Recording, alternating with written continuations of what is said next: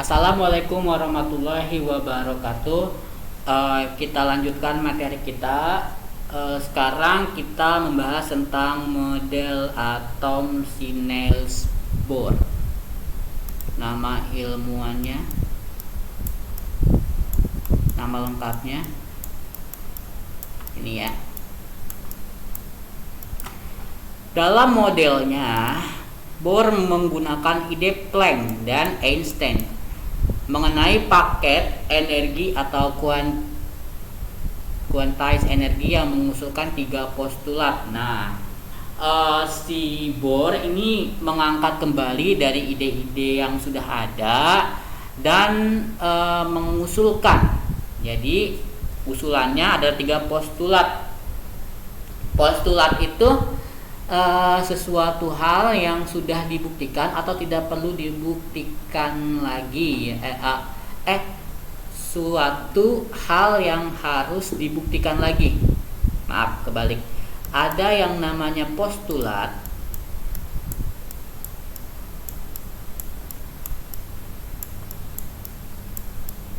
atau teorema. Ada yang namanya dalil atau aksioma. Kalau teorema itu perlu dibuktikan, kalau aksioma itu tidak perlu dibuktikan karena sudah dibuktikan. Si Bohr ini dia membuktikan idenya si Planck atau Einstein, menemukan aksioma. Tapi seiring dengan berjalannya waktu, kimia harus selalu mendapatkan pembaruan. Ilmu itu seperti itu. Jadi tidak bisa paten kecuali kita tahu 2 tambah 2 misalkan 4 ya. Itu karena sudah dibuktikan dulunya. Kalau ini kan berubah ya, seiring berjalannya waktu kan berubah ya. Jadi si Bohr ini mengusulkan yang pertama ini atom H hanya mempunyai tingkat stasioner atau tingkat dasar. Setiap tingkat energi ini terkait dengan orbit perputaran elektron mengelilingi inti atom yang tepat. Makanya kalau kalian punya tabel periodik unsur, si atom H ini dia mempunyai masanya 1 ya, nomor atomnya juga 1 ya. Yang kedua, atom tidak memancarkan energi ketika elektron berada pada orbitnya. Nah, ketika orbitnya itu seperti ini. Misalkan saya punya ini atom, ini elektron. Nah, ketika elektron berada pada orbitnya, si elektron itu bebas, dia mau kemana aja berhak dia. Kalau si inti kan hanya diam saja. Ketika elektron berada pada orbitnya, atom tersebut tidak memancarkan energi. Yang ketiga, elektron berpindah ke tingkat energi yang lain melalui pelepasan foton atau sesuai dengan persamaan energi foton sama dengan energi akhir dikurang energi awal. H ini tetapan Planck ya. Si Planck ini merumuskan tetapan bilangannya nanti kalian pelajarin di fisika kelas 12. F ini frekuensi.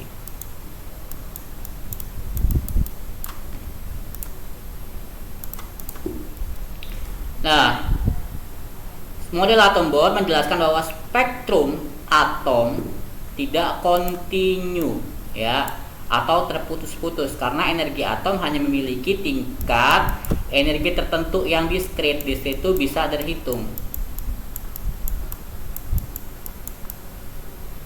Pada model atom Bohr, jari-jari orbit elektron dinyatakan dengan bilangan kuantum 1, 2, 3. Nah, ini disebutnya bilangan kuantum 1, 2, 3, 4, 5. Nah, bilangan kuantum ini menyatakan subkulit. Nah, KLMN ini menyatakan kulitnya. Paham ya? Ada keterangan makin kecil jari-jari orbit elektron, makin rendah tingkatan energi dan nilai N. Sebenarnya ini gambarnya ini makin kesini makin kecil karena di sininya mau kita dibuat N sama dengan 1, N sama dengan 2, mungkin pembuat gambarnya merasa ini tidak cukup ya. Harusnya ini makin kecil ya. Karena makin kecil jari-jari orbit elektron, makin rendah tingkat energi dan nilai N-nya.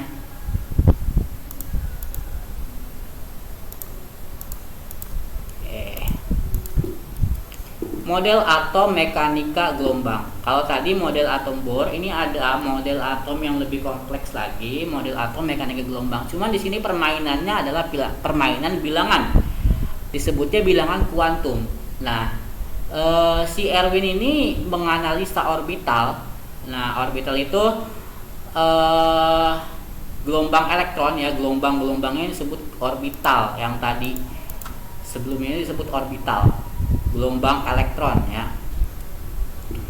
Nah, bilangan penentu untuk menentukan kedudukan dalam elektron disebut bilangan kuantum. Misal, di dalam orbital tersebut bergerak elektron-elektron.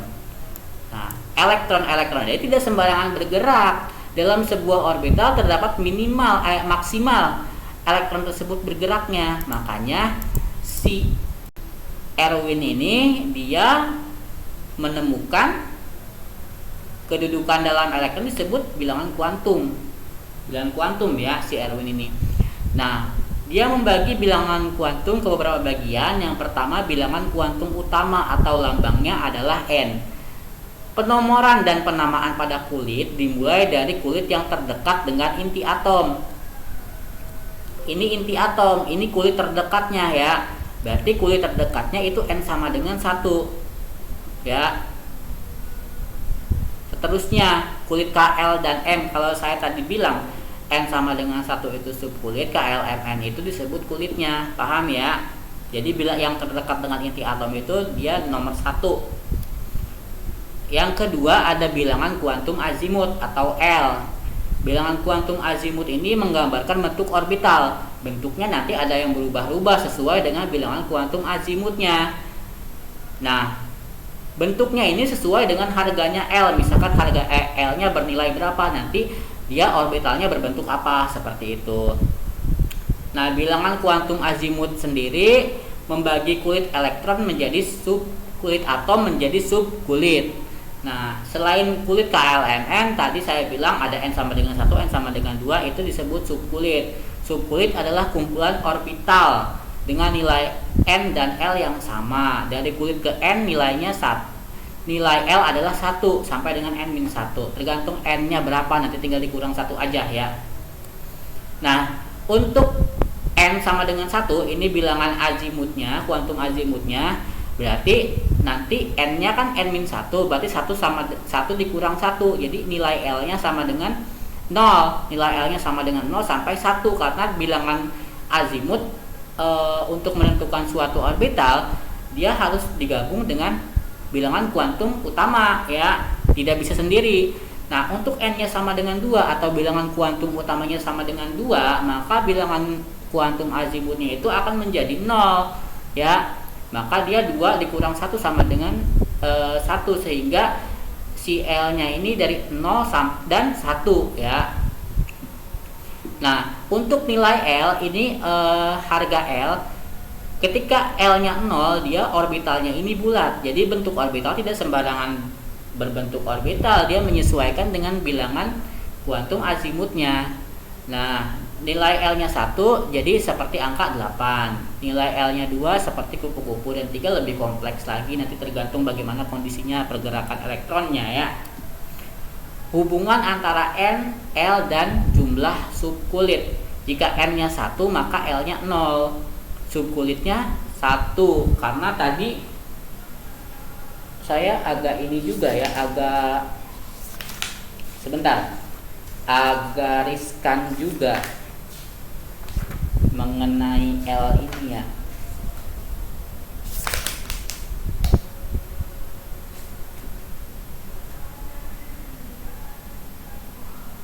Ya benar. Nilai N-nya 1, maka nilai L-nya dia 0. Subkulitnya subkulit 1 disebutnya. Subkulit itu jadi mengikuti si N-nya. Jika nilai N-nya 2, maka nilai L-nya 0,1 karena sampai dengan N-1. 2 dikurang 1 kan 1, tapi 0-nya itu tetap ngikut. Ketika nilai N-nya 3, maka nilai L-nya 0, 1, 2 karena 3 dikurang 1 sama dengan 2. Jadi pergerakannya N sampai N-1. Jadi gitu. Jadi ada 3 nilai L di sini.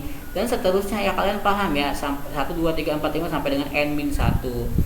Nah, ada juga yang disebut dengan lambang subkulit. Ketika nilai L-nya sama dengan 0, dia lambang subkulitnya S di sini. Bukan sama dengan 0, ada 0 ya. Tadi saya salah.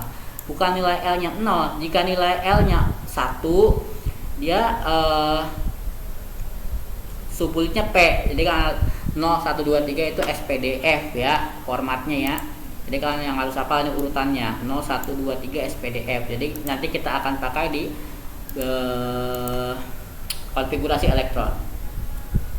Nah, ada juga bilangan kuantum magnetik atau ML. Bilangan kuantum magnetik ini berkisar dari -1 sampai 1. Dia cuman ada sedikit ya range-nya ya, dari -1 sampai 1. 0 termasuk karena di situ sampai. Untuk L sama dengan 0, maka ML-nya sama dengan 0 juga. Untuk L sama dengan 1, maka bilangan kuantum magnetiknya dari -1, 0 plus 1. Untuk L sama dengan 2, bilangan kuantum magnetiknya -2, -1, 0, 1, plus 2. Seperti itu. Mungkin nggak? Nanti pertanyaannya mungkin nggak si 2 ini gitu ya. Kalau tadi kalau tadi bilangan kuantum magnetik hanya menemukan subkulit, maka di sini dia bilangan kuantum azimut hanya menemukan subkulit, maka di sini bilangan kuantum magnetik dia menemukan orbital. Ketika subkulitnya S, berarti jumlah orbitalnya adalah 1 maksimumnya. Ketika subkulitnya P, maksimum orbitalnya adalah 3. Paham ya? Maksudnya 2n bukan 2n. Apa ya rumusnya ya? N plus 1 enggak 2. S1 1 2 3 1357, berarti di sini adalah kelipatannya ya. Ganjilnya ya. Nah, hubungan antara NL, M dan ML. Bilangan kuantum utama, bilangan kuantum azimut, bilangan kuantum magnetik. Kalau nilai N-nya 1, maka nilai NL-nya 0, nilai M-nya 0. Subkulitnya namanya 1S, jumlah orbitalnya namanya 1. Ketika N-nya 2, ini nilai kuantum azimutnya 0, 0 sampai 1, karena tadi kan N-1 ya. Magnetiknya 0, -1, 0 plus 1. Nama kulitnya, subkulitnya di sini 2S. Kalau misalkan dia nilai L-nya 0, nama kulitnya 2S. Nilai L-nya 1, nama kulitnya 2P ya. Jumlah orbitalnya di sini 1 dan 3, 2S1, 2P3. 3 0 1 2 3. Kalian perhatikan aja bentuknya. 0 1 sebentar. 0 1 2 ya, ini salah ya saya. Nah, kalau dia nilai N-nya 3, maka L-nya 0 1 2 kan di sini. 1 ini 1, ini 2 kan 2, 1 2. 3 1 2 3. 4 1 2 3 4 gitu ya. Sementara ini 0 0 1 2 ya. 0 1 -1 0 plus 1 0, bertambahnya seperti ini ya. Kalian perhatikan keunikannya, kalian perhatikan, makanya nanti kalian hafal kalau mengapa keunikannya. Subkulitnya 1S 2S 2P 3S 3P 3D 4S 4P 4D 4F. Wah, itu ada urutannya, itu ada pergerakannya nanti ya. Kalau di konfigurasi elektron kita belajar pergerakannya.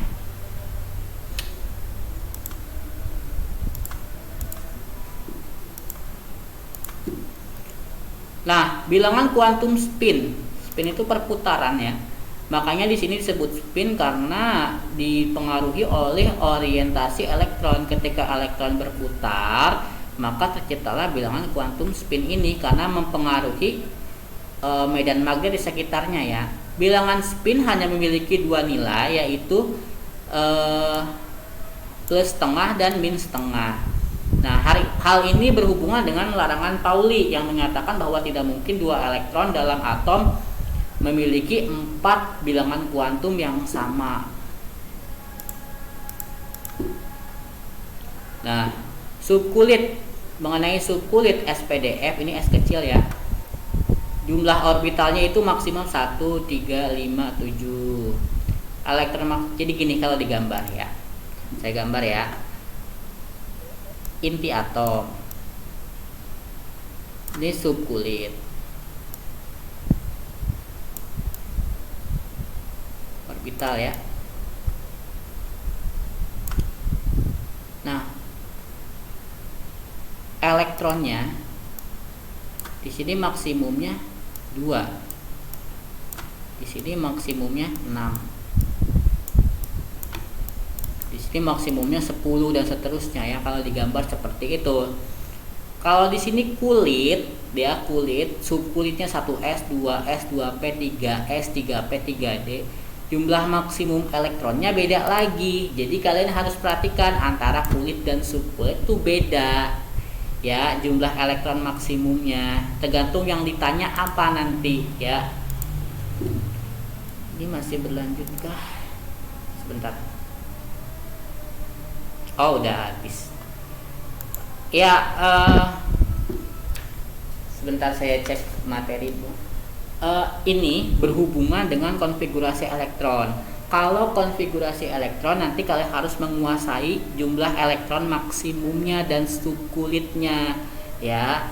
Maka dari itu materi ini diperhatikan karena konfigurasi elektron itu paling banyak keluar di ulangan ya untuk bab 1 ini ya. Oke, pertemuan kali ini cukup sampai di sini. Kita lanjut nanti. Cukup sekian. Wassalamualaikum warahmatullahi wabarakatuh.